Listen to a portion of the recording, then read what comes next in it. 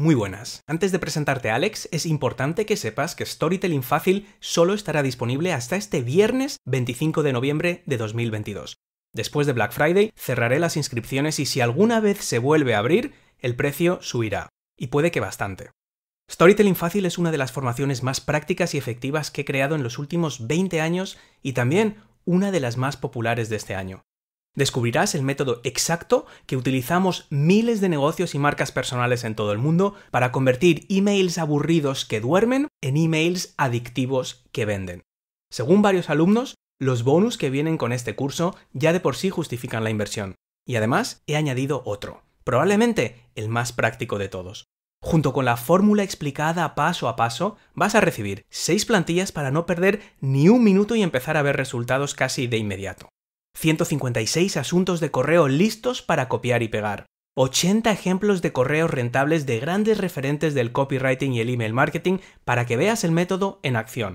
Y ahora también una espectacular masterclass de casi una hora donde analizamos línea por línea, frase por frase y gatillo de persuasión por gatillo de persuasión un correo estrella de Beatriz Torres, copywriter profesional con más de 20 años de experiencia.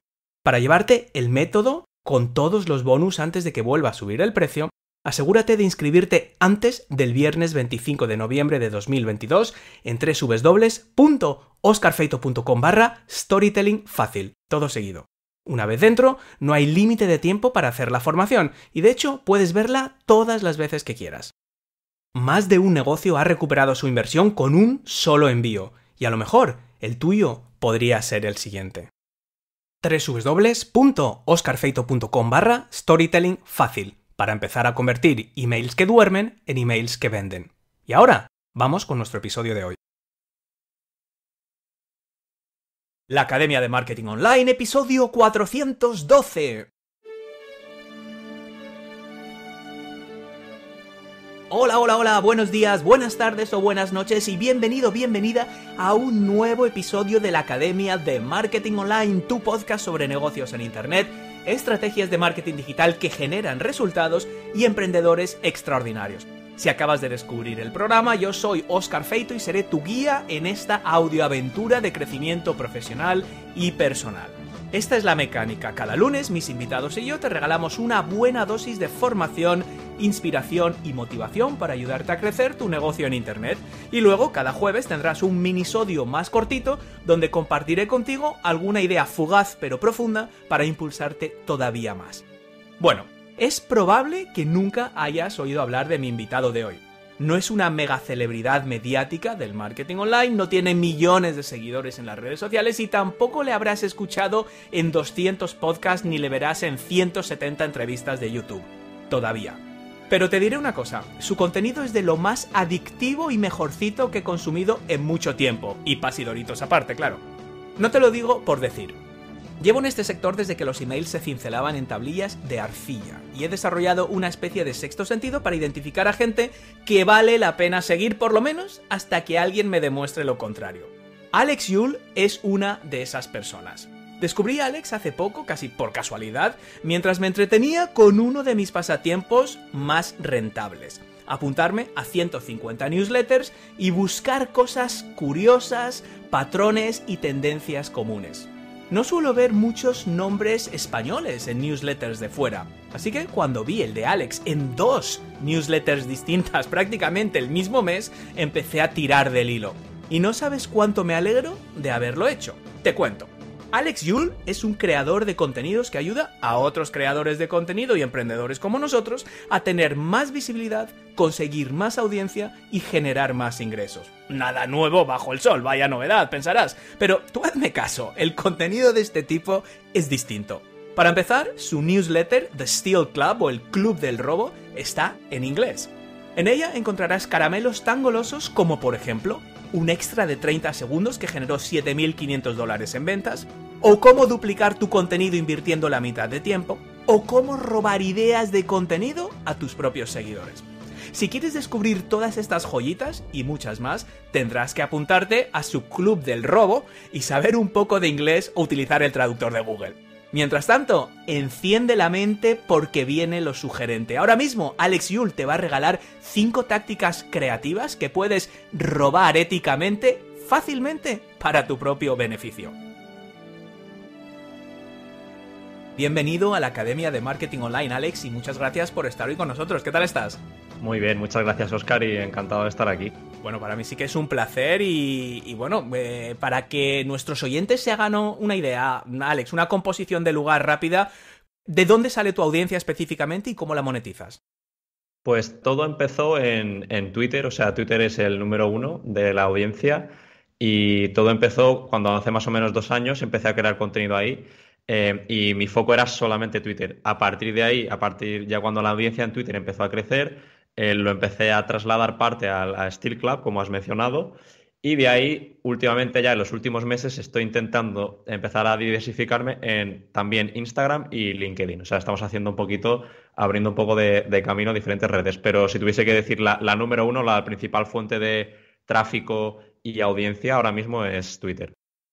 Eso respecto a los canales de atracción o de visibilidad, de generación de audiencia, que luego vamos a hablar un poquito más en profundidad sobre ese plan de contenidos y cómo un contenido lo adaptas a esas plataformas, a LinkedIn, a Instagram. ¿Qué me dices de la otra parte, Alex, de la monetización? Como monetización, es decir, siempre que me preguntan esto, digo, mis ingresos ahora mismo son más o menos un 70% parte de servicios y un 30% parte de como creador, por así decirlo, ¿no? Uh-huh. De la parte de creador vienen sobre todo de sponsorizaciones, tanto de mi contenido como de la newsletter, o sea, bastante clásico, y también de venta de productos digitales. Y por la parte de servicios, sobre todo lo que yo hago es servicios de consultoría y estrategia de contenido. Y también he llegado a hacer, aunque ahora ya mucho menos, un poco de lo que se conoce como ghostwriting, ¿no? O escritor fantasma. Eso también lo he hecho bastante, aunque ahora un poquito menos. Y también, sobre todo eso, ayudar a creadores y demás a expandir, digamos, sus redes de contenido. Y eso muchas veces es parte estrategia, pero a veces es también una parte muy hands-on, como se diría en inglés, de hacerlo tú mismo o ayudarles a que lo hagan ellos. Una de las cosas que más me llamaron la atención de ti, aparte de la calidad del contenido y la ubicuidad, digamos, que estabas en todas partes, ¿no? Como comentaba en la introducción, es que tu newsletter, el propio contenido, toda tu actividad en general está en inglés. Las ventajas de esa decisión en cuanto a volumen de mercado son evidentes, ¿no? Haces las cosas en inglés, no solo llegas al público anglosajón, a Estados Unidos, a Reino Unido, a Australia, sino que, bueno, pues también gente como nosotros en España que consumimos contenido en otros idiomas, o en Alemania o en Francia o en cualquier otro sitio. O sea, las ventajas son evidentes, Alex, pero ¿algún inconveniente? ¿Crees que hay que ser 100% bilingüe para hacer algo similar en otros sectores? Y te lo digo porque yo tengo también muchos clientes que están disponiéndose a lanzar sus propios proyectos, normalmente en torno a una marca personal, y bueno, pues quieren tener impacto, quieren convertirse en referentes en un determinado sector, ¿no? Imagínate inteligencia artificial aplicado a la medicina o biotecnología o tal, ¿no? Entonces esas personas son pues catedráticos o doctoras que llevan mucho tiempo en un campo concreto, me viene a la cabeza la medicina porque es lo que más reciente tengo, y quieren crear ese plan de contenido. Se defienden en inglés, algunos mejor, otros peor, y es una pregunta que surge a menudo y cada vez más. No sé tú cómo fue la decisión y sobre todo pros y contras, algo que convenga tener en cuenta. Sí, a ver, mi decisión viene sobre todo porque yo en mi trabajo anterior, antes de empezar a dedicarme a todo esto, al final el día a día era en inglés también, ¿no? He trabajado en agencias de publicidad durante 5 años antes de dedicarme a esto y al final mi día a día era en inglés, entonces como todo lo que yo mamaba de este mundillo, por así decirlo, también era en inglés, entonces como que por un lado tenía mucho sentido empezar a crear en inglés. También al final todas las personas o el 99% de las personas que yo seguía que eran como referentes para mí en el tema de ser un creador y demás, eran personas de habla inglesa, Uh-huh. con lo cual a mí lo que me interesaba también, una gran parte de yo construir la audiencia, aparte de lo que te da eso como para abrir puertas, también es la facilidad de conectar con otras personas. Y al final yo decía, si yo creo en español, pero de repente estoy hablándole a uno de estos en inglés, pues a lo mejor puede quedar un poco extraño, pero si es todo en inglés, creo que la facilidad para conectar con esas personas puede ser un poco más sencilla. Entonces, esa fue una de las razones principales de hacerlo en inglés. Y en cuanto a tu pregunta de si tiene algún tipo de desventaja, pues también es el tema del volumen, lo que tú has comentado, Ujú. es a la vez una ventaja y puede ser una desventaja, ¿no? Porque a más volumen también significa que hay más competencia, ¿no? Por así decirlo. Al final, la piscina es más grande, pero también hay más peces nadando en ella, ¿no? Ujú. Entonces, también es un poco una decisión de lo que tú, de valorar, y yo creo que esto ya depende de en cada nicho, imagino. Hay nichos en los que es mucho más fácil destacar y hay nichos en los que no tanto. Por ejemplo, el nicho de la creación de contenido tanto en inglés como en español está empezando ahora, empieza a estar un poquito más saturado, lo cual no significa que no haya oportunidad. Yo creo que todavía es pronto y no es un problema. Entonces, para mí la decisión de en inglés tiene más ventajas que desventajas ahora mismo. Mm. Hablemos de una cosa que viene muy a cuento con lo que acabas de decir, que es el nicho, ¿no? Te has sacado el tema de los nichos, la especialización. Es un tema fascinante. Durante muchos años se ha hecho mucho énfasis, y yo el primero, en la especialización, ¿no? O incluso la hiperespecialización, los micronichos, tener ese avatar de tu cliente ideal súper preciso, ¿no? Incluso aunque ese cliente ideal, o pues ya como decía Eugene Schwartz, pueda tener distintos niveles de conciencia, distintos segmentos dentro de un mismo perfil de cliente, a fin de cuentas se trata, pues la lógica es dominar un nicho o un micronicho, ¿no? Parece que tu contenido a mí me da la impresión de que es relevante para muchos perfiles distintos, ¿no? Desde Ujú. emprendedores independientes que están empezando, empresas consolidadas, porque los principios, o sea, yo por ejemplo acabo de recibir ayer o hace 2 días la newsletter tuya de Black Friday y de tal, o sea, claro, yo lo consumo como un profesional independiente, pero la mayoría de lo que haces es aplicable también para empresas, es muy relevante para gente que está empezando y no sabe ni por dónde empezar a generar contenido, y también a gente que tiene equipos de contenido y quiere ordenarlo un poco. Entonces, ¿cómo enfocas tú esta aparente Ujú. heterogeneidad, digamos, de tu audiencia, que es un poco Juana y su hermana y que y ahí hay de todo? Sí, sí, total. Y es uno de los principales puntos de lucha interna que tengo yo, ¿no? En Mm, esto digo, porque sí que creo que me podría especializar un poco más, pero a la vez de momento estoy bastante cómodo en esta posición, pero es probable que intente hacer un poco más de especialización. De todas maneras, como yo lo veo, y esto es una idea que pillé hace poquito, o sea, más que digo que pillé, la robé, como hago sí. yo todo esto, de uno de estos podcasts que yo estaba escuchando en inglés, que es la idea de la pastilla roja. Y esto todo viene Vito email. sí, de la película de Matrix, ¿no? La famosa escena de que Morfeo le da las dos pastillas a Neo y cuando coges la roja es como que se te abre la verdad del mundo, por así decirlo, ¿no? Sí. Y en el podcast este comentaban que cada creador o incluso cada persona de negocios debería tener como una pastilla roja que es la que le ofrecen a su audiencia, ¿no? Es decir, ponían el ejemplo de Peter Levels, que es el tío este que ha creado Nomad List y todas estas webs para nómadas digitales, que Ujú. él lo que vende es que la idea de que ser un nómada digital es posible, ¿no? Esa es como su pastilla roja y en base a eso salen tanto todos sus servicios como todos sus productos como todo su contenido. Entonces, para mí me quedé bastante con esto y al final yo lo que intento hacer es mi pastilla roja, es decir, es el tema de que crear contenido es algo que va a ser muy valioso tanto para ti como persona de negocios, como creador independiente, como empresa, etcétera. Entonces, es un poquito esa pastilla roja de el contenido es bueno, es necesario y de hecho puede hacer crecer tu negocio, ¿no? Independientemente del tipo, o sea, es una especialización, podríamos decir que aunque aparentemente no hay una especialización porque tienes distintos perfiles muy diferentes de público, es una especialización por aspiración, podríamos decir, ¿verdad? Por Sí. objetivo, por resultado, que casa muy bien con lo que hablamos siempre en copywriting, en cualquier cosa, incluso a la hora de crear un negocio, aunque ni siquiera sepas lo que es el copywriting, lo primero es entender muy bien tu cliente, ¿no?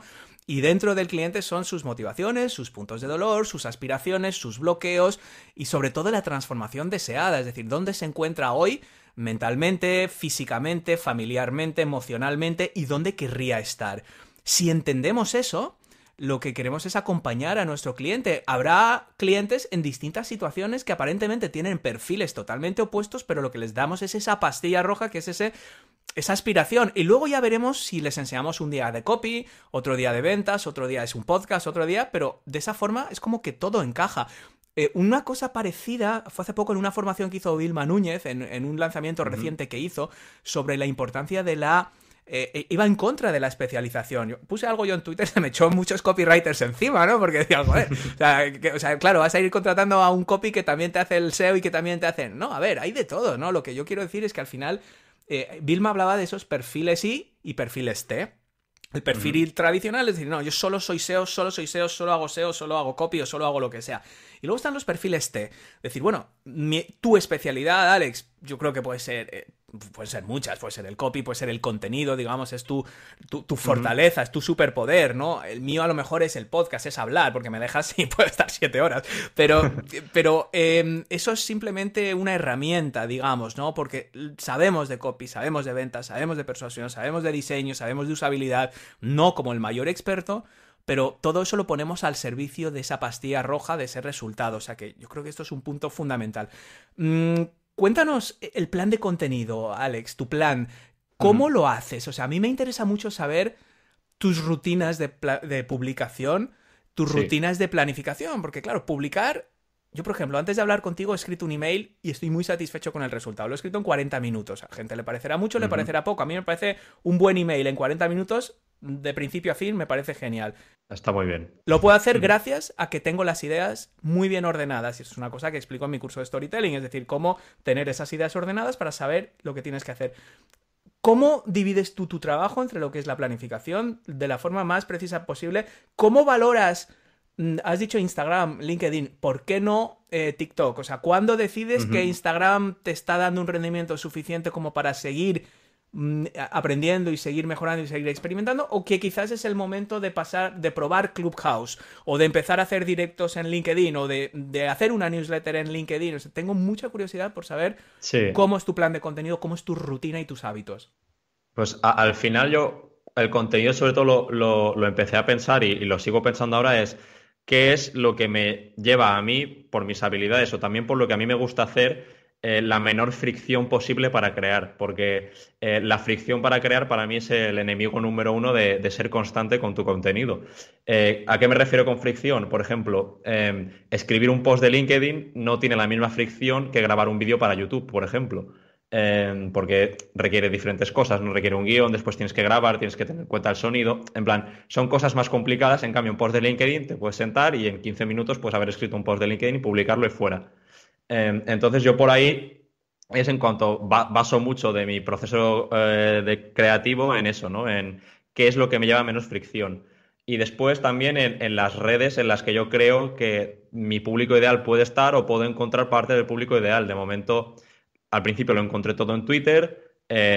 Parte de empezar en LinkedIn, que he empezado hace nada, hace 2 meses, es porque vi que está habiendo mucha gente de Twitter que se está pasando a LinkedIn, porque ahora mismo el alcance orgánico en Twitter está un poquito bajito y en LinkedIn es todo lo contrario. LinkedIn es un sitio que puedes llegar a muchísima más gente teniendo una audiencia mucho menor. Entonces, bueno, tiene sentido al menos probarlo como plataforma. Y después Instagram, básicamente la tengo porque... no me cuesta nada estar ahí, es decir, yo cuando estoy en Instagram no estoy en plan full, digamos, como estoy en Twitter, ¿no? Es un poquito más un canal de reposteo de cosas, o sea, es más de reciclaje de contenido, ¿no? Y aún así me ha servido para hacer crecer el canal bastante. Entonces, bueno, eso es un poquito como lo pienso. Y en cuanto a cómo yo me organizo, anteriormente, o sea, en el pasado lo que yo intentaba era crear contenido del día a día, ¿no? ¿Qué pasa? Que la vida pasa, ¿no? Entonces hay días en que pues tienes una urgencia o tienes que salir o tienes que hacer cualquier cosa y ya pues se te rompe un poco el flow de crear contenido diariamente, entonces es un poco más difícil. Entonces lo que hago yo ahora es cada lunes, o sea, me reservo un día de la semana, sobre todo una mañana de la semana para crear todo el contenido de esa semana. Entonces normalmente lo suelo hacer los lunes porque es cuando estoy más fresco, ¿no? Que vengo del fin de semana. Gracias, yo es al revés. Yo los lunes solo puedo hacer tareas pasivas porque me cuesta entrar en la rutina de la semana. Que gracia, bueno, cada uno tiene las suyas, ¿eh? Sí, claro. Y nada, yo entonces lo que hago es eso. Lo primero que escribo siempre es la newsletter y después de la newsletter, porque para mí es la parte más importante de mi contenido ahora mismo, es la newsletter. Que es semanal, aclara. Sí, exacto, es semanal, es una newsletter semanal. Y entonces de ahí suelen salir ya me suelen salir varios tweets, como varios hilos de Twitter, bueno, varios no, un hilo de Twitter y algún que otro post de LinkedIn. Entonces la newsletter es como la pieza principal y en cuanto la despiezo un poquito, me suelen salir un par de piezas de contenido más. Y de ahí pues ya es el crear el resto del contenido. Normalmente unos cuantos tweets más, unos cuantos posts de LinkedIn más, y ya lo último es, como te he dicho, como Instagram lo trato más como una plataforma de reciclaje, pues es ver qué piezas de contenido funcionaron mejor la semana pasada en las otras redes y hacer el reciclaje, digamos, para Instagram. Perfecto, yo creo que es un plan perfecto. O sea, al final luego cada uno lo tiene que adaptar, pero esto que has dicho de elegir los canales que tengan menos fricción, y fíjate que te digo que aunque sí podemos encontrar matices, has hablado del alcance en LinkedIn, y de hecho hay otra gente, por ejemplo, Luis Garao, Nahuel Casino, copywriter de Incógnito, han estado aquí hablando precisamente de cómo se han hecho bastante fuertes en Twitter y cómo están lanzando ahora cosas en LinkedIn. Justo, o sea, justo exactamente lo que has dicho, que puede haber esos pequeños matices.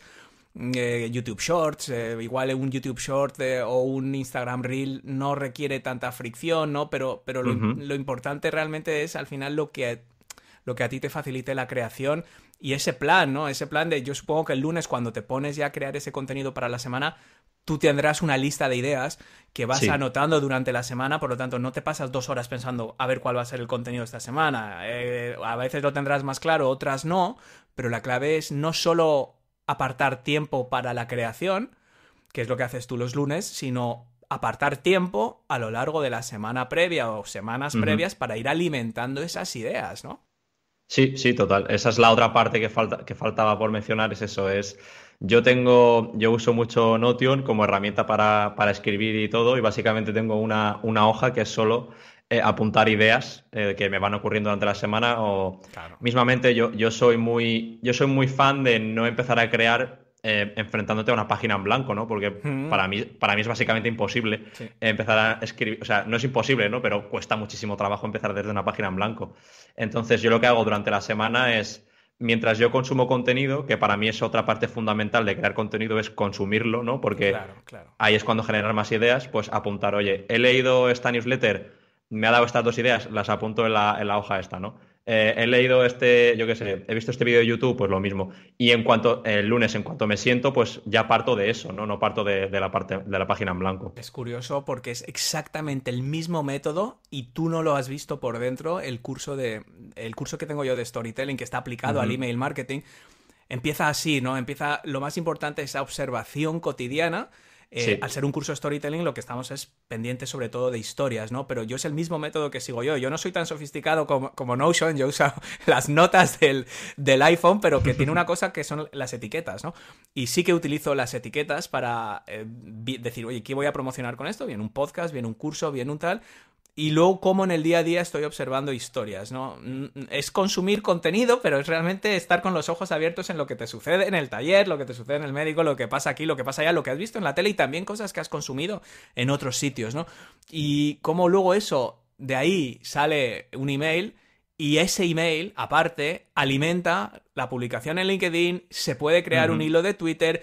Yo luego creo una versión condensada de esa misma idea, que es una newsletter orgánica en LinkedIn, y a la vez la leo en voz alta y son los minisodios de los jueves, con lo cual es parte del podcast, no estas entrevistas, lógicamente, pero sí de unos audios más cortitos de los jueves que también luego se pueden enviar por email como el audio de la semana. O sea, la clave es trabajar con inteligencia y nos has dado un ejemplo buenísimo. Estamos hablando con Alex Yule, creador de contenidos que ayuda a otros creadores y emprendedores como nosotros a tener más visibilidad y generar más ingresos desde The Steel Club, una newsletter repleta de estrategias y tácticas, la mayoría muy chulas y súper originales, además también la forma en la que Alex lo plantea, que te puedes apropiar éticamente para escalar tu propia actividad. Y bueno, Alex, en esta segunda parte del programa lo que vamos a hacer es robarte nosotros a ti. O sea, esto es un poco como vamos a ir pasando la bola y poner el foco en una selección particular que has tenido la amabilidad de hacer para nosotros, ¿no? Una pequeña selección de tácticas o acciones de marketing o de ideas o de conceptos especialmente efectivos que podemos robar o,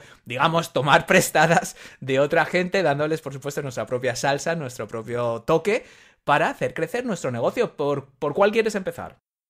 Pues mira, la primera, y está un poco relacionada con lo que acabamos de mencionar, de no empezar a crear desde una página en blanco, es que lo que yo hago mucho es robar las estructuras de contenido, más que el contenido, más que la idea de contenido es la estructura. Entonces creo que esa puede ser una muy interesante para empezar. Danos un ejemplo de qué significa esto de la estructura. Sí, entonces, o sea, imagínate que tú, mismamente, yo lo uso sobre todo en Twitter, pero también se puede usar en cualquier otra plataforma de contenido, Vale. es el ver cómo está formateado, por así decirlo, cómo está presentado el tweet, ¿no? Es decir, para mí una máxima de un buen tweet, aparte de, obviamente, el contenido en sí, es cómo se lee ese tweet, ¿no? Si la legibilidad es buena, si hay espacios, si se usa el espacio en blanco, si se usan bullet points, ese tipo de cosas ayuda a que el contenido se lea más, porque hoy en día, obviamente, hay muchos tweets que se publican al minuto, o sea, no tengo el dato, pero son millones de tweets al minuto, entonces es muy complicado destacar, ¿no? Porque además los tweets, sabes que tienen una vida muy corta, ¿no? Sí. O menos corta que otro tipo de contenido. Entonces,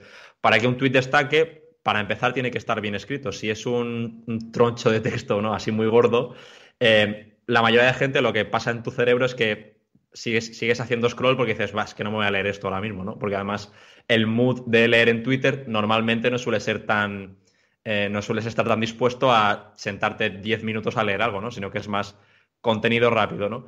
Entonces, lo que yo hago es ver, cuando veo un tweet de otro creador que tiene más interacciones de lo normal, me suelo fijar en cómo está escrito. Y normalmente suelen utilizar algún tipo de estructura, semiestructura prehecha, por así decirlo, que es muy fácil de identificar, ¿no? Entonces, un ejemplo podría ser, yo qué sé, las 5 cosas que te van a hacer un mejor freelance. Y después te ponen como 5 bullet points, 1, 2, 3 y 4, 5, y la línea del final es un takeaway, ¿no? Por así decirlo, para como el resumen de la idea. Y esta estructura, aunque pueda parecer una tontería, o sea, el mismo tweet podría ser 3 líneas de tú diciendo, pues un buen freelancer es esto, esto y esto y esto, pero presentándolo de esta otra manera, la idea queda mucho más clara. Entonces, al final, lo que yo hago es cuando veo una cosa de estas, me guardo el tweet, cojo la estructura en sí y lo que hago es sustituir las partes, o sea, lo hago como, me creo como una plantilla, ¿no? Sustituyo las partes que se pueden sustituir por otro contenido, dejo la base, por así decirlo, y entonces cuando ya voy a escribir los tweets de la semana, por así decirlo, como hemos mencionado antes, cojo la idea y digo, vale, hoy quiero hablar de los errores que se hacen como freelance, por ejemplo. ¿Qué plantillas tengo? Me veo esta plantilla y digo, vale, esta encaja. Entonces, el proceso de contenido es muchísimo más sencillo, porque ya estoy partiendo de una estructura que ya existe en lugar de tener que escribir sobre los errores que haces como freelance desde cero, ¿no? Sí, yo creo que esto es un gran punto porque la mayoría de nosotros cuando consumimos contenido nos fijamos en el contenido. Y dices, joder, qué bien está funcionando este post en LinkedIn. No es tanto muchas veces por el contenido, hay otros factores, lógicamente el contenido tiene que ser relevante y ahí entra también la persuasión y entran la curiosidad y entran muchos otros factores, pero el formateo, la estructura de eso es importante. O sea, yo hace poco hice para complementar ese ejemplo, subí un vídeo a TikTok, ¿no? Y el vídeo era un reto de marketing, ¿no?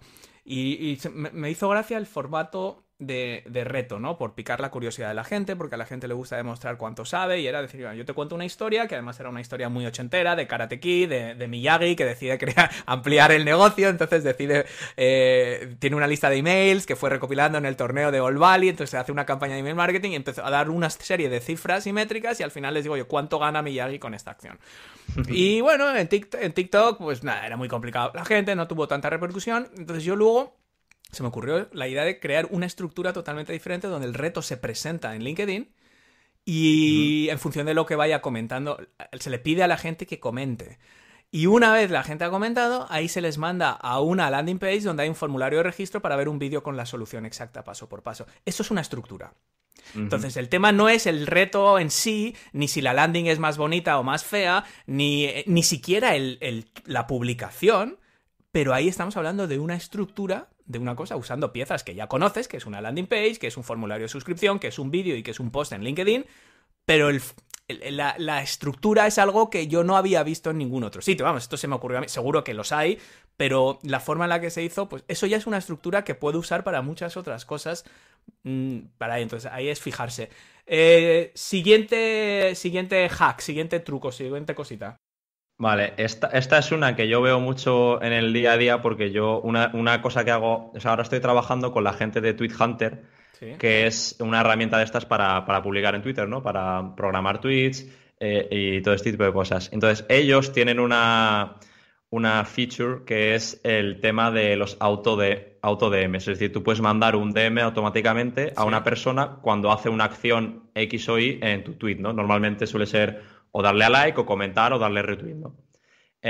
Lo que pasa es que he empezado a ver a mucha gente utilizar esto sobre todo, para conseguir suscriptores para sus newsletters. Y la manera en que lo hacen, y esto es el truco más viejo del libro probablemente, es con un lead magnet, ¿no? De toda la vida. Ujú. Normalmente el proceso de un lead magnet sería tú creas el lead magnet y lo empiezas a promocionar en tus redes, pues oye, que tengo este ebook o con una landing page o lo que sea, y lo que haces es publicas el contenido y rediriges a la gente con tráfico hacia ese lead magnet, ¿no? La gente se lo descarga y ahí es cuando se unen a tu red. Entonces, lo que hacen todos estos creadores, y es brutal cómo funciona, porque yo he visto los números desde dentro y Ujú. llegan a generar 1.000, 2.000, 3.000 suscriptores en un día, todo solo con un tweet, y básicamente lo que hacen es, tienen un tweet muy bien pensado a nivel de copywriting para promocionar el lead magnet, pero en lugar de que la última línea sea, oye, aquí está el link, métete, lo que hacen es, contesta este tweet y te lo mando. ¿Sabes? Ujú. Es decir, le están pidiendo a la audiencia que haga una acción, y aunque pueda parecer un truco súper simple, yo lo probé una vez y me generó como casi 400 suscriptores en un día, lo cual para mí es una burrada de suscriptores, ¿no? Entonces, Hombre, porque genera la propia viralidad. O sea, al generar exacto, esa respuesta, exacto. lo que estás es provocando una interacción con el tweet. Es como el comenta, es como el LinkedIn. Estoy preparando una guía sobre esto. Sí, Comenta abajo si lo quieres recibir o qué es lo que más te gustaría o qué es lo que crees que no puede faltar en una guía de podcasting. Coméntalo abajo y te la mando cuando esté, ¿no? Un poquito. tal cual. Solo que aquí le estás automatizando. Luego, entonces entiendo que al responderte si la quieren, Ujú. bueno, le estás enviando luego el DM con Tweet Hunter. Exacto. Llega el DM con Twitch Hunter, con el link de a donde sea, y ahí ya es cuando tú les pides, pues para que se descarguen el ebook o lo que sea que estés ofreciendo, pues que se suscriban a la newsletter y fuera. Y esto todavía funciona porque esto durante un tiempo, Alex, tú recordarás que esto funcionaba mucho por email, no sé quién Sí, puso esto de moda. A mí, lógicamente, me escribe mucha gente por el tema del podcast y ya usan cosas muy, muy creativas ya, para llamar la atención en el email y tal. Y uno era, oye, tengo una cosa espectacular que estoy haciendo y sería la leche para tu audiencia, avísame si quieres que te la mande. A mí ya no, yo ya no, es que a mí no lo sé, por eso, porque el otro es como decir, venga, vale, pues ponme el link, ¿no? Me sorprende que la gente todavía te diga, sí, sí, sí, lo quiero, pero obviamente sí. sí, sí, sí, no, funciona, funciona. A mí también me sorprende un poco, pero bueno, es un truco que funciona y demás. La clave sobre todo está en cómo tú presentas ese lead magnet, ¿no? Digamos, esa oferta. Eso al final... O sea, el primer tweet, quieres decir, ¿no? Exacto, exacto.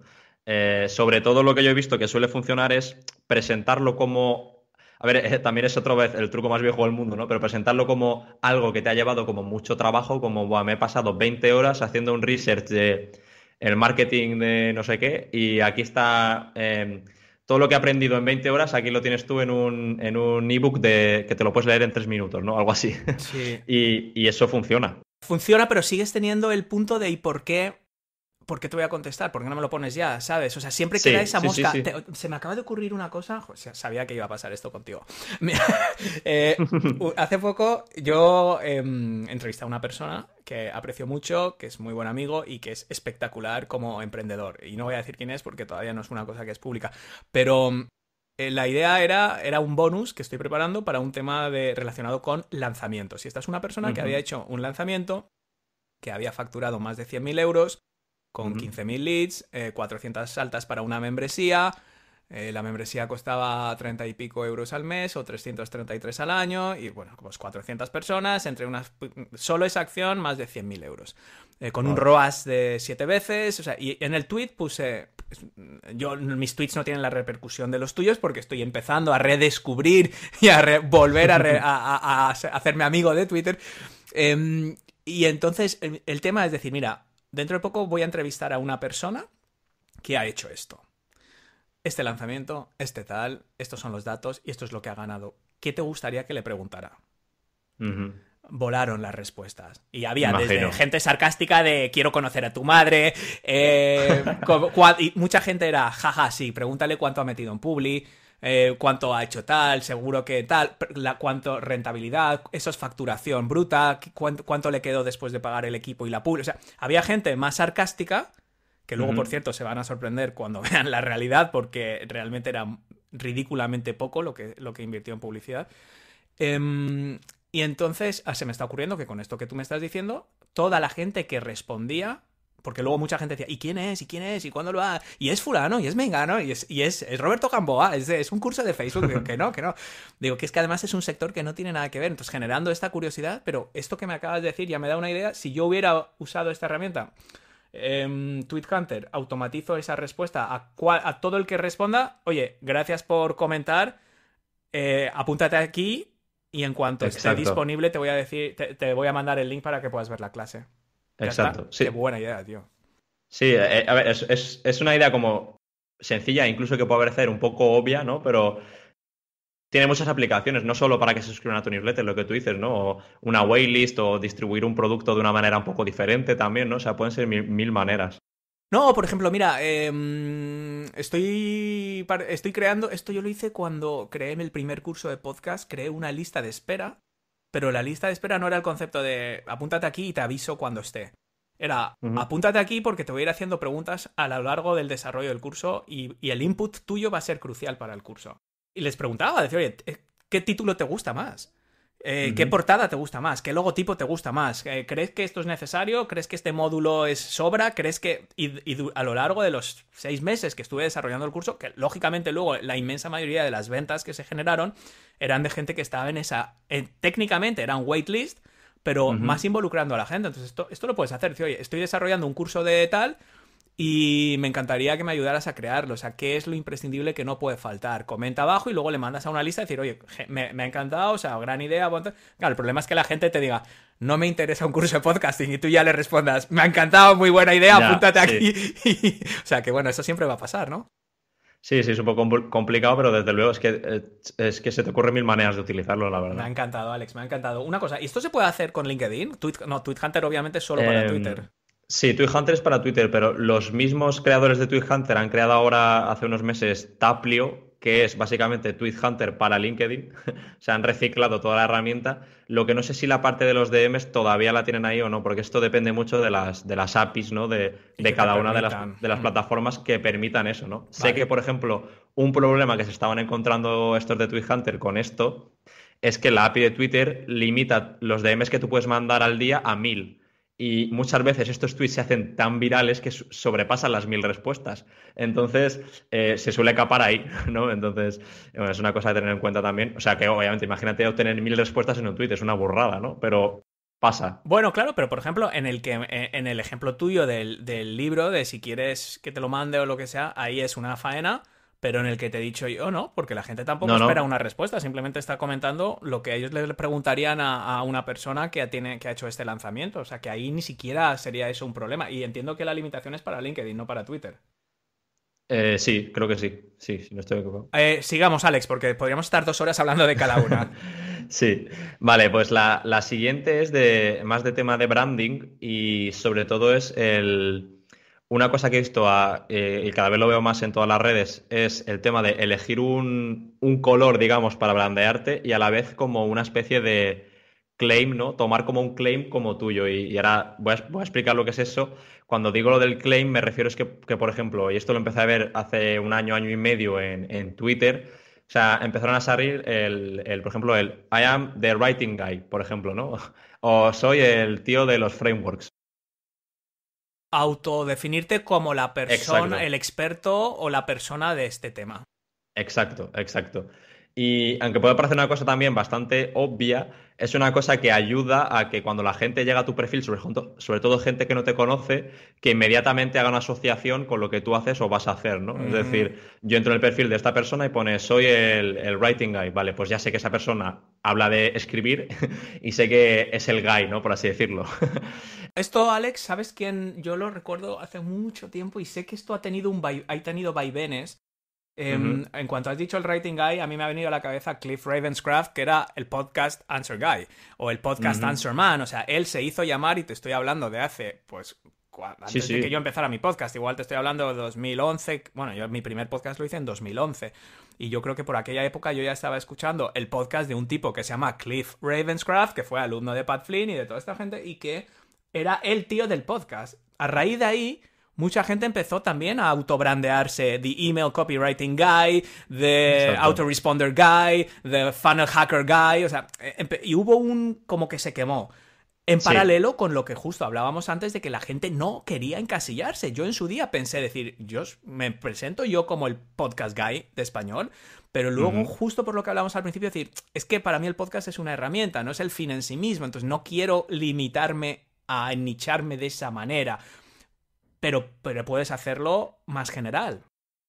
Sí, también. O sea, tiene ese doble rasero de lo que tú dices, ¿no? Que te puedes llegar a encasillar un poquito y demás. También lo he visto sobre todo para no tanto como taguearte como una cosa muy específica, ¿no? Como el Writing Guy o lo que sea, sino hay otra persona, o sea, hay otra mujer a la que sigo que se hace llamar la 20-hour CEO, ¿no? El CEO Ujú, de las ujú. 20 horas. Y es como una manera de, ¿no? Como proclamar un tema, vale, eres un CEO, pero es el CEO de las 20 horas y también genera un poco de curiosidad, ¿no? ¿Qué significa eso de ser el CEO de las 20 horas? Pues básicamente esta mujer escribe sobre que para ser un CEO de una gran empresa y tal, pues no hace falta estar trabajando 24/7, sino que con 20 horas a la semana es más que suficiente, ¿no? Eso es lo que ella vende de cara al mundo, ¿no? Pues ella se brandea a sí misma como la 20-hour CEO y ahí la tienes. O Sí. sea que... Esto, Alex, ¿estás hablando específicamente de brandeo personal? Porque te digo, Ujú, porque cuando has dicho crear como un eslogan, ¿no? Que es. ujú, Yo pensaba que ibas también encaminado a productos. O incluso por algo como una newsletter o como un canal. Porque esto mismo que estamos hablando de que te asocien a ti tu marca personal hay un cambio radical cuando tú lanzas un curso y simplemente dices, pues como yo hacía al principio, podcasting fácil, el curso de podcasting, ya está. Bueno, pues sí, vale, es uno más. Una cosa que hice cuando lancé el curso de storytelling es que se me ocurrió, y me encantaría decirte que esto fue planificado, pero como tantas otras cosas, pues es casualidad, cúmulo de cosas, de inspiración, de se te juntan los cables, un día estás inspirado y se me ocurrió el eslogan de el método para transformar emails que duermen en emails que venden. Rimaba, ujú, duermen con venden, me pareció gracioso, era el objetivo, sintetizaba el curso, pero la gente me decía, pero esto es email, esto es copywriting, esto tal, y se me ocurrió el eslogan de empieza a transformar emails que duermen en emails que venden, y lo empecé a ujú. aplicar por todas partes, en el logo, en la landing page, en todos los emails que ves, en todas partes aparecía. Entonces ya la gente le importaba menos si era un curso de copy, si era un curso de storytelling, si era un curso de email marketing. De un plumazo se quitó todo eso sobre la mesa y la gente habla del curso para convertir emails aburridos que duermen en emails adictivos que venden. Sí, Y ese branding, esa asociación que tú mismo puedes crear o con tu propia cuenta personal, pero también con un producto, con sí, un sí. programa de mentoría, con un libro. Esto lo hizo Tim Ferriss realmente con la semana laboral de 4. Era el tío de la semana hasta que ya explotó. Pero al principio era el tío, Sí, el de las tal 4 horas cual. semanales, ¿no? Sí, sí, sí. O sea, es aplicable a lo que, como has dicho, a productos, incluso servicios, ¿no? Como todo este tipo. O sea, se puede aplicar a cualquier cosa, ¿no? Pero es encontrar esa frase, lo que tú has dicho con los emails que duermen y demás, es encontrar ese puntito que te diferencia. Es decir, si, o sea, no estoy diciendo que sea tu caso, ¿no? Pero comparar tu curso, o sea, tu curso con un curso genérico de email copywriting, a lo mejor sería muy similar, pero tú al brandearlo de esta manera, ¿no? Es mucho más sencillo y lo haces distinto, ¿no? Al final lo diferencias de alguna manera. Entonces, bueno. Por supuesto, si eres un profesional independiente, no sé, se me ocurre un psicólogo o un psiquiatra, ¿no? Que además ahora estamos haciendo un tema para un congreso médico y tengo esto muy en la cabeza, ¿no? Hay millones o millones de psiquiatras y de psicólogos y todos son muy parecidos, ¿no? Pero el que se brandea como em, el psiquiatra que escucha, Ujú. algo tan obvio como eso, porque es que todos los psiquiatras escuchan, ¿no? Todos los psicólogos te escuchan. Ya, Sí, sí, pero yo soy sí. el que te escucha. Dice, yo soy el que lo dice. Y esto me viene a la cabeza. Hostia, el anuncio ese de Schlitz de cervezas, muy famoso, que yo no sé qué copywriter famoso fue. No sé si Ujú, fue Cloud Hopkins, ¿no? Que fue. Le contrataron para vender cerveza, ¿no? Una ujú. embotelladora de estas de Estados Unidos y tal. Y lo primero que hizo como buen copywriter fue investigar qué es lo que hacían y cómo lo hacían. Entonces veían pues que cogían agua de unos manantiales, de una montaña, que la hervían, que con eso limpiaban las botellas para que no hubiera tal, entonces purificaban el agua que venía de un manantial, o sea, y él vio un poco todo el proceso. Y entonces la publicidad era explicando un poco el proceso, en plan era la cerveza que sale de no sé dónde y le dijeron, pero a ver, es que todas las cervezas se hacen igual, y dice, sí, pero es que nadie lo dice. Nadie lo dice, Nadie lo exacto. dice. Entonces, todo el mundo, o sea, obviamente todos los copywriters es el tío que te hace vender por email, ¿no? Bueno, pero nadie te Ujú. lo dice así. Hablan cosas raras que tú no entiendes, pero este es el tío de los emails. O sea, un Sí, gran sí, punto. sí. Muy bien. ¿Siguiente? Pues la siguiente que tengo está un poco relacionada con la primera que hemos mencionado de partir de las estructuras, pero tiene un pasito más allá, que es el tema de reciclar tu propio contenido, ¿no? Y cuando digo reciclar, a veces incluso me refiero a literal control C, control V en el contenido. Y yo esto lo he empezado a ver mucho desde, o sea, una parte de mi proceso creativo también, como es todo el tema este de robar y demás, ¿no? Yo hago mucho research sobre otros creadores, ¿no? Sobre su contenido y en este caso estaba echándole un ojo a una chica que se llama Wes Kao, que es la CEO de Maven, que es una empresa de cursos cohorte, ¿no? Que ahora se está poniendo mucho de moda también y demás. Y estaba teniendo como mucho tirón en Twitter con sus hilos. Y yo dije, pues voy a ver exactamente qué es lo que está haciendo esta mujer. Entonces, filtrando por los hilos que tenían más me gusta, los 5 primeros, o sea, todos los que tenían más me gusta, utilizaban exactamente la misma estructura de hilos, solo que ella cambiaba un poco la temática, ¿no? Pero eran las dos mismas primeras líneas todo el rato. Y digo, esta tía ha encontrado el filón y lo está repitiendo hasta el infinito, ¿no? Y entonces lo puse en una newsletter y algunas personas me preguntaban, ¿no? Oye, me decían, oye, pero esto de reciclar el contenido no es un poco como un poco no ético, ¿no? Por así decirlo. Y yo soy todo lo contrario. Yo decía, a ver, para mí un creador o alguien que cree contenido, ese contenido no tiene que ser 100% original el 100% del tiempo, Mm. porque es prácticamente imposible crear contenido nuevo todos los días. En cambio, si tú reciclas tu contenido propio, tanto estructuras que te hayan funcionado como mismamente ideas, y volverlas a publicar en el futuro, para mí le estás haciendo un favor a tu audiencia, porque es probable que la mayoría de ellos no se acuerden y también habrás crecido tu audiencia, con lo cual hay gente nueva que no ha visto esas ideas en un primer lugar, ¿no? Entonces, reciclar contenido es para mí Sí. algo bastante importante, algo que todos deberíamos hacer y de hecho yo hice hace como 2 meses más o menos, un experimento, por así decirlo, que es que reciclé contenido durante toda la semana, o sea, el 100% de mi contenido fue reciclado. Eh, Primera, nadie se dio cuenta, es Sí. decir, tampoco es que lo estuviese ocultando, ¿no? Sí, Pero sí, nadie, sí, sí. nadie me dijo, oye, ya he leído este tweet Sí, tuyo. sí, sí. Y los resultados fueron bastante buenos. Al final, a nivel de números y tal, fue bastante parecido. Incluso algunos tweets y algunos posts funcionaron un poco incluso mejor que la primera vez, ¿no? Con unos cuantos cambios muy pequeños, pues funcionó mucho mejor. Entonces, es algo que yo hago, es algo que he visto a muchísimos otros creadores hacer. Ya te digo, cuando hago ese research, veo contenido duplicado todo el tiempo. Y es algo que a lo mejor mucha gente no es consciente de qué pasa y que es algo que deberíamos tener en cuenta. Hablando de este research, cuando has dicho filtro por sus tweets más populares, Ujú. yo descubrí una herramienta de Twitter espectacular que te modifica la búsqueda y no voy a decir cuál es porque la aprendí de ti. Y quiero Ya. que la gente vaya a tu newsletter, que mire, porque tú tienes un archivo, ¿verdad? Que estás pasando Sí, al sí, blog sí, ahora, estás empezando a transformar los exacto. emails en post y que lo busquen ahí. No la voy a hacer el spoiler, pero solo por esa herramienta a mí me ha cambiado Twitter, chaval.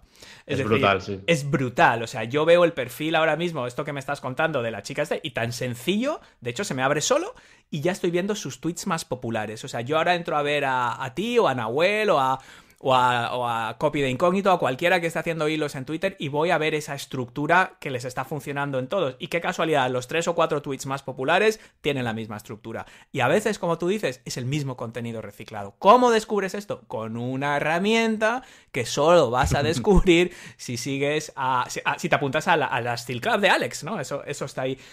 Otra cosa fundamental, esto de reciclar contenido, coincido plenamente contigo. Hablábamos al principio cuando nos contabas ese plan de tú creas el contenido el lunes, ese email luego se convierte en un post de LinkedIn, explicaba cómo yo hago exactamente lo mismo, pero es que puedes Ujú. ir más allá y decir, mira, yo este lunes he enviado un email con el podcast semanal. Mis emails tienen bastante buena tasa de apertura. El del lunes pasado, por ejemplo, 46%. No está nada mal un Ujú. 46% de tasa de apertura. Eso, pero claro, nosotros que miramos que hay un 54% que no lo ha abierto. Ujú. Sí. Mándaselo con otro asunto. O sea, mándale el mismo contenido a gente que ya está en tu audiencia. Y lo hice y consiguió 26% con otro Ujú. asunto. Entonces, realmente la forma de reciclar tu contenido más sencilla es volverlo a postear en el mismo sitio. Y dices, pero es que, Sí. Oscar, ¿se va a cansar la gente? No, porque los algoritmos de las redes sociales primero, hacen que tu contenido no se muestra a todos tus seguidores, igual que no todos tus suscriptores van a abrir tu email. Y hay otra cosa también muy importante, es que tú no eres el centro del universo, es decir, la gente tiene otras cosas que hacer y a lo mejor no lo ha visto, o no lo vio, o no lo pudo abrir, o se le han acumulado cosas, o ha tenido una semana muy ajetreada. Entonces, el hecho de que tú le recicles ese contenido la misma semana o la siguiente o el mes siguiente le hables de un podcast que grabaste hace 3 meses, pues yo igual que tú, nadie me ha dicho, oye, Óscar, es que eso ya lo compartiste, es que eso ya nos lo has contado. Sí. Nunca, macho. Sí, para mí es un win-win porque para ti te puede facilitar la vida de crear contenido, ¿no? De, oye, pues no tienes que hacer 100% contenido original todo el rato. Para ellos también, porque al final están viendo algo que o no han visto o no se acuerdan, con lo cual o sea, le sigue añadiendo valor, ¿no? Pero Entonces... es que hay una lógica aplastante, es decir, nosotros trabajamos en redes sociales y generamos contenido ¿para qué? Para construir una visibilidad. Que esa gente consuma nuestro contenido y que eventualmente nos compre algún producto o servicio, pues bien, os apunta a nuestra lista y hacerlo desde ahí, o bien vender... Ya no es el tema. Lo que quiero decir es que construimos un following o intentamos tener una repercusión, un impacto, una visibilidad y construir una audiencia con ese fin para enviarles cosas que les acerque a una decisión de compra.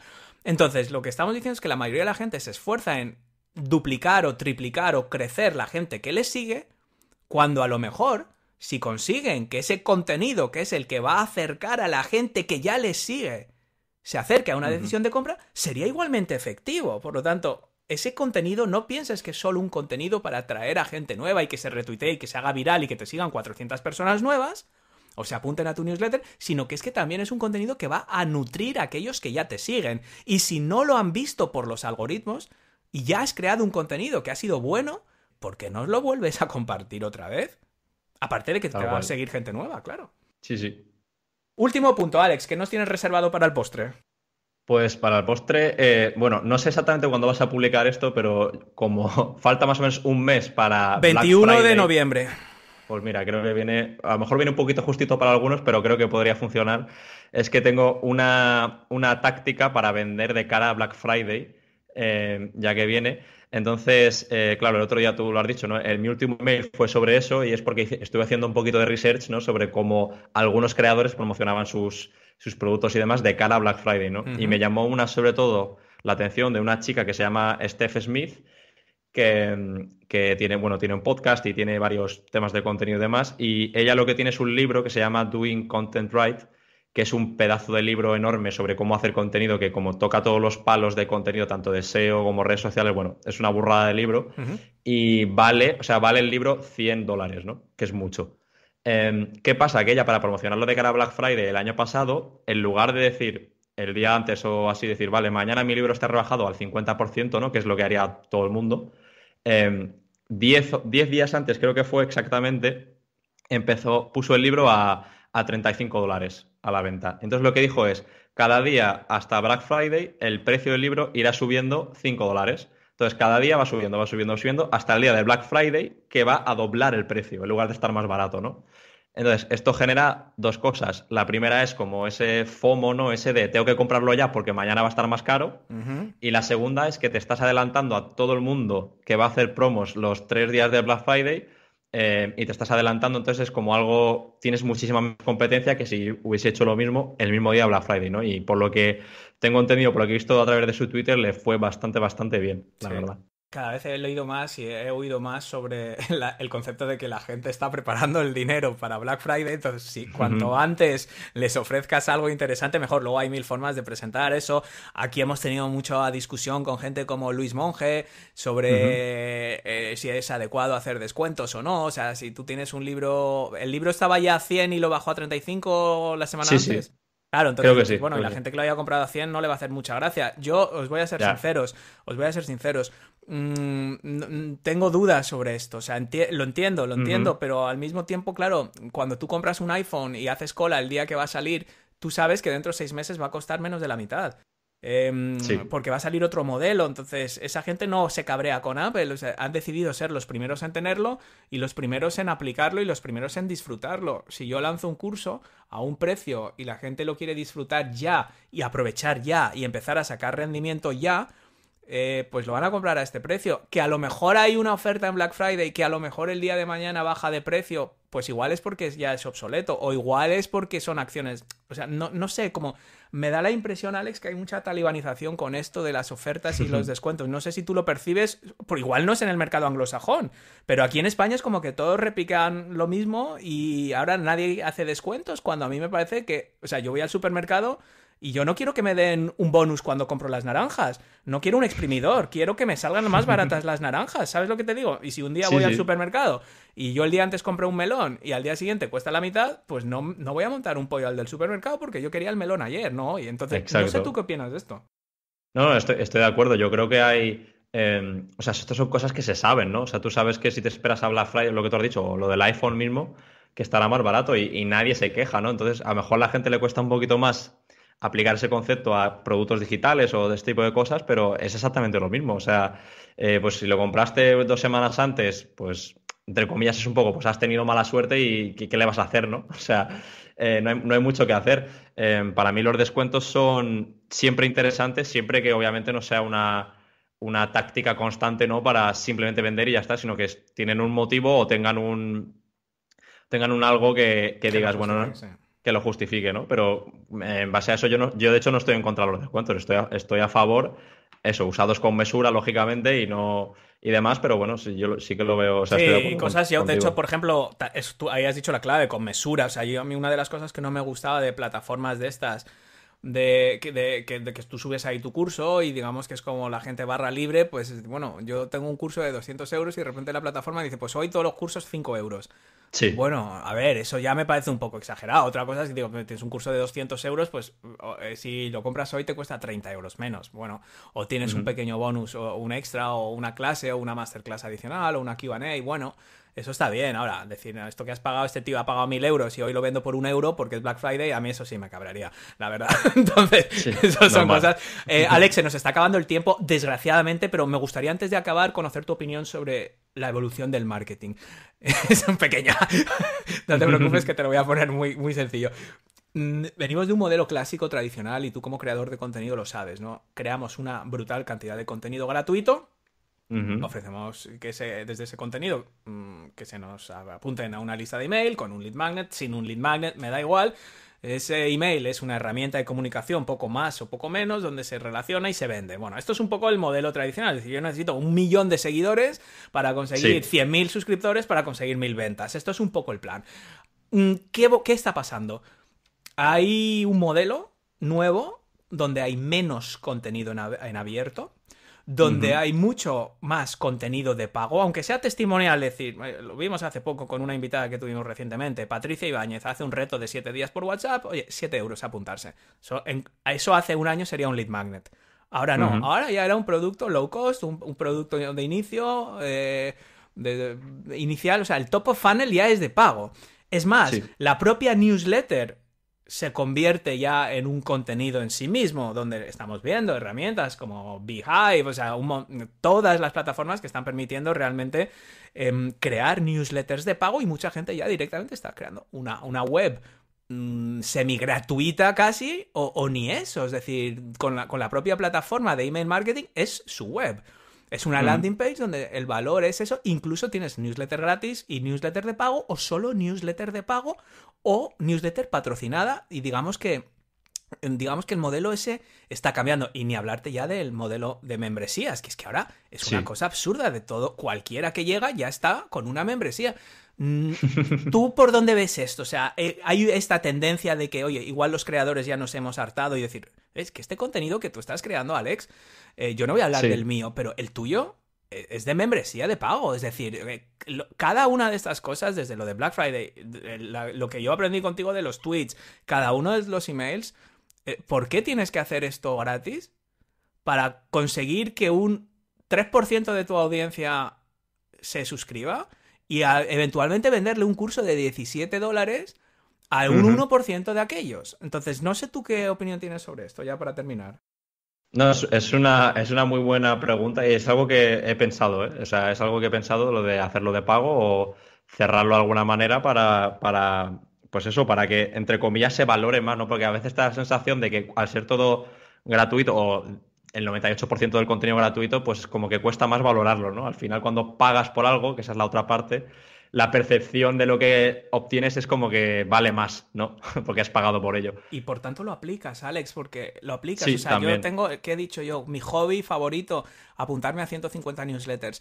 Dedico las mañanas de los sábados y los domingos solo a leer newsletters. Y me encanta porque es el momento tranquilo, con mi café, mi terracita, leyendo y aprendiendo. Pero no puedo consumir todo lo que recibo. Y todo es buenísimo. Entonces, también para los que queremos aprender y consumir, igual nos obliga a ir a un modelo en el que, oye, mira, vas a seguir a 3 personas, vas a pagar 7, 17, 27 euros al mes y en lugar de tener una herramienta de webinars de 50, una de email de 80, una de Zoom, el Zoom por 15, el otro por no sé cuánto, pues dentro de eso, o junto con eso, el Metricool de tal, el otro, que está muy bien, pues me voy a quedar con 3 herramientas, el hosting, el email marketing, y voy a invertir en 3 membresías o el acceso a 3 contenidos de pago que lo voy a incluir en mi rutina de trabajo como obligatorio leer y aplicar. Es que no lo sé, no lo sé. Sí, sí, no, es un muy buen debate, ¿eh? Y tienes toda la razón. De hecho, una de las razones por las que empecé a sponsorizar la newsletter es por eso, ¿no? Porque dije, a ver, uno de los objetivos de hacer esto es, obviamente, generar esa atención, ¿no? Ese top of the funnel y demás, pero por algún lado, o sea, tienes que empezar a ver retorno por algún lado, porque si no, obviamente no puedes seguir haciendo cosas gratis el resto de tu vida, ¿no? Tienes que pagar las facturas. Pero Alex, es que aunque haya retorno, aunque lo haya, porque yo lo tengo, y tú seguro que lo tienes también, la proporción y el desequilibrio que hay en el tiempo y los recursos que invertimos, te quiero decir, a lo mejor Sí, no sí. necesitamos, si creáramos la mitad de esos contenidos, podríamos poner ese esfuerzo en decir, eso que nos estás contando en un email podría ser un webinar de 7 euros o de 17 o de 27, que es el mismo contenido que ya estás haciendo, pero que tiene un valor. Que no tiene por qué ser un mecanismo de conversión para vender otra cosa que muchas veces no es necesariamente mejor. O sea, que es parecido. No sé. Sí, sí, sí, que igual podríamos plantear parte de esos esfuerzos que hacemos a captar a tanta gente, a darle valor a una gente que ya esté, que paguen un X dinero y darle valor a esa gente, ¿no? Y servirles a ellos en lugar de buscar Claro. las masas siempre, ¿no? Sí, Todo sí. ese contenido que tú creas, tú imagínate que en lugar de hacer tanto, lo haces una vez, lo compartes en un email porque no necesitas atraer a 27 millones de personas más y con ese tiempo que te sobra, haces 5 días más tarde, el lunes compartes el email o el martes compartes el email y el viernes haces una charla gratuita con tus suscriptores para discutirlo y aplicarlo a sus propios negocios. Tan sencillo como eso. Te quitas la mitad de las cosas de contenido, sigues generando ese contenido, pero lo que estás haciendo es una cosa interactiva para que la gente lo aplique. ¿Qué gente? Pues los que realmente están interesados en pagar. No lo sé, estoy también pensando en voz alta, ¿sabes? Que son cosas que bueno, que hay que pensar. No, pero me has dado una idea, ¿eh? O sea, tengo que darle una vuelta a esto. Róbala libremente, Alex. Nosotros haremos lo mismo. Alex Yul, ladronzuelo jefe de The Steel Club. Muchas gracias por pasar este rato con nosotros. Ha sido un placer charlar contigo. Dinos dónde pueden, ya para terminar, nuestros oyentes saber más de ti, seguirte, contactar contigo, tus URLs, tus redes sociales principales. ¿Dónde te encontramos? Sí. Sobre todo en Twitter, @AlexYuy, que es LLULL, y después TW, y después en thesteelclub.com. Perfecto, pues vamos a incluir todo eso en la propia descripción del episodio, que la gente sepa. Yo me aplico el cuento, ya no hay post en el blog que acompaña cada podcast. Los datos, la descripción está en Apple, está en Spotify y se hace una sola vez y ahí lo vas a encontrar. Ahí vas a encontrar el Twitter, ahí vas a encontrar la newsletter de Alex, ahí dentro de esa newsletter vas a encontrar la herramienta que a mí me ha cambiado la vida en Twitter directamente y muchísimas cosas más. Alex Yur, muchísimas gracias por este rato, un fuerte abrazo y hasta la próxima. Muchas gracias. Y con esto, mi querido y fiel oyente, hemos llegado al final de nuestro episodio de hoy. Si te gusta este podcast, si te gusta la Academia de Marketing Online y quieres aportar tu granito de arena, lo mejor que puedes hacer es dejarme una valoración positiva en tu herramienta de podcast favorita y compartir este episodio para que entre todos podamos formar, inspirar y motivar a más emprendedores y emprendedoras en todo el mundo. Y si tú también sueñas con emprender online, pero te paraliza la cantidad de información disponible y no sabes por dónde empezar, o crees que es muy difícil, o piensas que tú no vales para esto, Te invito a ver la clase gratuita que he grabado para ti donde explico los pasos fundamentales para poner en marcha un negocio sólido en Internet desde cero, en el orden correcto y de forma súper fácil de entender. Puedes ver esa clase en www.oscarfeito.com/clase y te prometo que te ayudará a ponerte en marcha si todavía no lo has hecho y también a revisar los cimientos de tu negocio si ya has empezado, pero te gustaría crecer más rápido. Espero que este podcast te aporte la formación, la inspiración y la motivación para emprender tu propia aventura digital con éxito. Gracias por escuchar y te espero, como siempre, en el próximo episodio.